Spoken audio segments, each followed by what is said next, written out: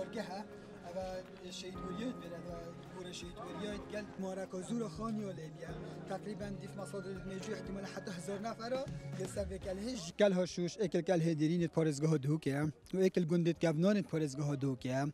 کل هاشوش ودگریتن دیف مصادر میجوید بجید 7000 سال ودگریتن اوجی کبنوتیا که گلک زوره ایکش وان بالگا سروی کبنوتیا شهید وری الحسی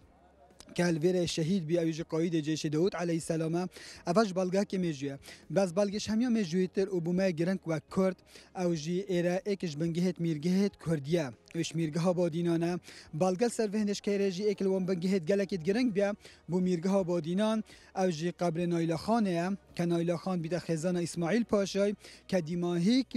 ميرنشينا بادينانا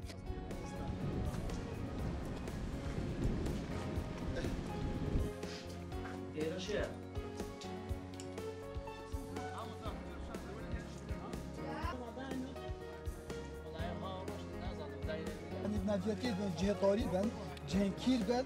بدنگ بن گند شوش کویتا روشاوای باجراک تقریبا دورت 11 حتی 12 کیلومتر به کاتا کلاشوش دوروبرین کلاشوش خرا دیوار کریه که وجی بناسه هندت کتن که افکل ها جهجیان بیاسره و اگر هنگ وقتی بره چاف که کامیرا خب دن ناف کلاشوش داده جه خانیاش بینن که حتی نو که آثارت خانیا زورت دامن کفناتی های آثارت بینه آثارت من يعني ده مسح كان يكون ملت كرد ملتك كافنارا اگر تو سح جلك ملت دبيني چمي جونيا حتى اگر تفيتن تبزاني ملتك كاف ملت زور زور كافنا ادفيتن شوينوارين ديرين هبن شوينوارين كافن هبن اف شوينوارين ديرين يجي كافنات كام ملت كرد وجهه كرد ديار كد كجهه جيان بيا بو خلكك و خلكك زول جيايا دخل من الحكمه او تشاوكي جيل گندشوش بخشينين اون آثارا بپارزن اف آثارا بنا پاراستن چكي پاراستن آثارا پاراسنا ناسناما میا